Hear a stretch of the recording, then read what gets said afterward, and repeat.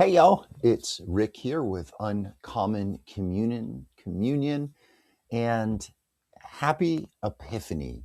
Yes, that is right. January 6th is Epiphany. And it is a huge day, y'all, for many people around the world because you probably know there are three main branches of Christianity: Roman Catholicism, Protestantism, and Orthodox or Eastern Orthodox, Greek Orthodox, right? Orthodox. And by and large, the Orthodox branch of Christianity celebrates Christmas on Epiphany. So it's a big day, y'all. It is also a tremendously dark day in our American history. And I want to kind of weave these two things together this evening before I share January 6th. It is Psalm 6 as we move through the Psalms. Let's begin, though, as we always begin, by recognizing, realizing, celebrating, trusting in the fact, the reality, the truth that we are always and everywhere in the holy presence of the more and each other. So, again, I am recording tonight and not writing. And I got to be honest with y'all, I'm going to probably be recording most of this week. And the reason is I'm teaching all 5 days this week. Now, if you're a classroom teacher, you do that pretty much every day, every week. Me, not as much. And many weeks I do trainings and I lead physical trainings as well as like PowerPoints. So I'm both talking and physically engaging and teaching our new hires or our recertifications how to protect themselves, how to help de-escalate an individual who is escalated, right? And it takes a bit out of me. And I got up early this morning, Monday morning, didn't sleep great Monday night or Sunday night, and I'm a little bit tired. So I'm going to keep this short tonight, probably keep it short the other nights this week, because I just got to get to bed, y'all. Not as young as I used to be. So, as I mentioned, it is a big day in the Eastern Christian world. It is also, I think, one of the darkest days in American history. And one of those days, if you remember, y'all, what you were doing 5 years ago, right? It's 5 years on this January 6th. Remember how it felt as you were watching that.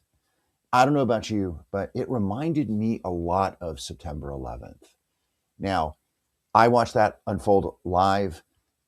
I'm not going to say that there is any kind of comprehensive comparison to the tragedy of the lives lost and the violence and so on and so forth. That's not the reminder that I am expressing. The reminder that I'm expressing is this, y'all. Watching it unfold live, two things came to mind. Number one is truly I had never seen this before. In my then 31 years, my now 50 years, 51 years, 5 years ago, I never had seen that before. And as such, the second thing that was the most disturbing was realizing that I had no idea how that was going to end, right? If you remember on January 1st, we were terrified because more planes could have crashed and any sort of number of things could have happened either on that day or in the days after. Same thing when the rebels, the insurrectionists, the rioters, the traitors, the treasoners, whatever you want to call it, the people who stormed the Capitol, defaced and destroyed and defecated in the Capitol, abused police officers, abused people who were elected officials ready to take and do who knows what if they had gotten their hands on the vice president and or other members in Congress, right? Just in my feeling, the sadness and the concern and the not knowing and the anger, all of those things, y'all. And here we are. The man who Jack Smith just recently, a couple weeks ago, said they had plenty of evidence to convict him for inciting that, not doing anything to stop it, being involved with that. He's in the White House again. And what did he do almost a year ago now? He pardoned all those people. So they're free. Many, numerous ones of them have committed other crimes. And here we are, y'all, right? And yet I have hope. I have hope for two reasons, one political and one theological and spiritual. Let's start with the political. I just saw this today and I'm very excited to share this with you if you haven't seen it yet. The next mass action, the next in the series of the All Kings uprisings, actions, protests, the next in the 50-51 is coming up on January 20th. Now, why January 20th? Because, again, that was Inauguration Day. So that will be marking 1 year of this horrible regime, this violent and twisted and chaotic, incompetent, and increasingly warlike, warful regime. And people are taking to the streets, will be taking to the streets. And I hope you do as well. I plan to. I've been out protesting now for multiple years, and it will be even in this cycle, in this series, it will be coming up on almost a year, the end of January last year. So I hope you do it. I'll put a link in the notes here, and they're positioning this like a walkout, as a walkout. 2 o'clock local time, they're asking people to walk out of schools, walk out of jobs, shut down economies, and show force. No matter what the weather, no matter what the temperature, because this is how we save America. We do it non-violently, we do it unified, we do it together. And why do we do that, y'all? And this is the theological reason.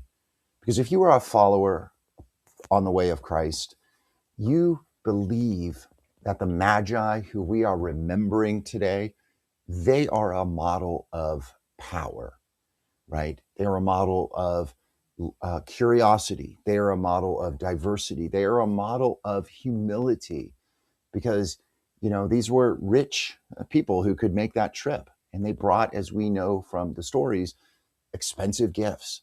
And when they brought those to the child and his family, they got down, bowed down, prostrated themselves to him.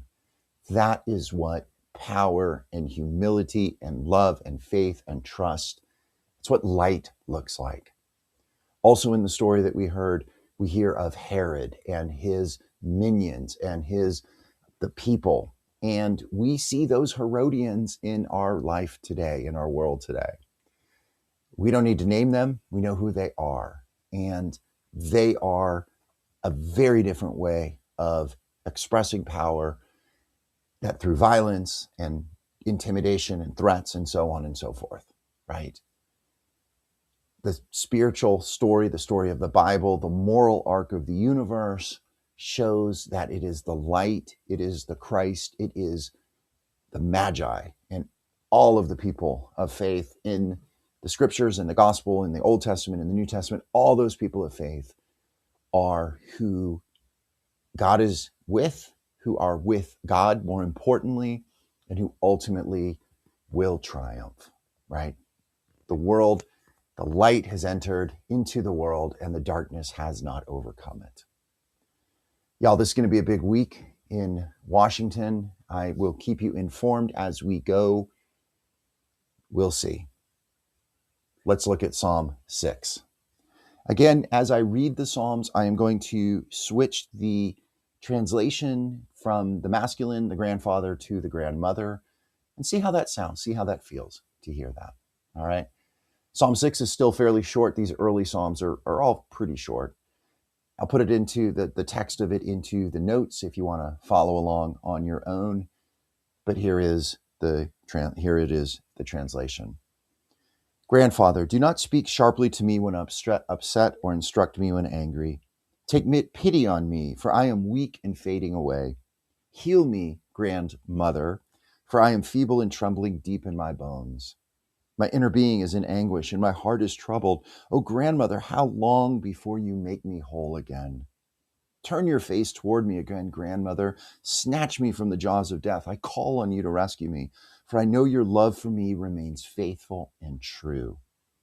Those who cross over to death do not remember you. In the dark underworld of death, who will give thanks to you?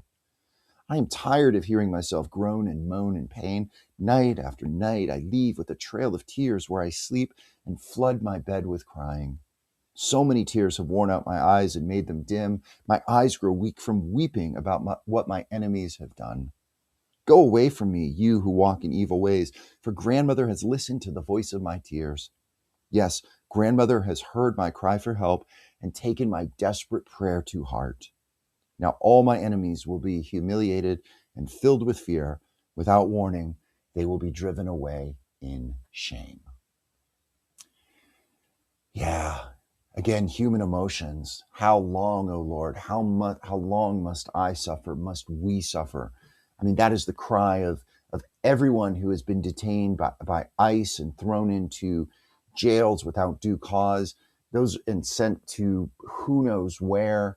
Those are the people whose family members, the people on those boats that were increasing number of boats that have been destroyed by this regime. And all those people whose jobs were fired, who got cut, the people that are losing their health insurance right now, all of those people, all of us are crying out, how long, right? Just like the psalmist. But the psalmist has faith that grandmother, who is love and truth and light, is still with us. And ultimately, the enemies will be filled with shame. They will be held accountable. And I think that's what we have to keep working for, y'all. We got to show up and protest. We got to call our representatives. We got to write those letters, all those things, y'all, because that is how we change. Remember, y'all, it's 2026. 2025 is over. That was his day. In many ways, 2026 is our day. Midterms, remember, those are on the horizon. And happy Epiphany, y'all. Happy Faith Day. All right, let's pray as we usually end. God, grant us the serenity to accept the things we cannot change, the courage to change the things that we can, and the wisdom to know the difference. Thy will, O grandmother, not ours, be done. All right, y'all, blessing and good. Be bold, be well, hang fat, hold fast, y'all.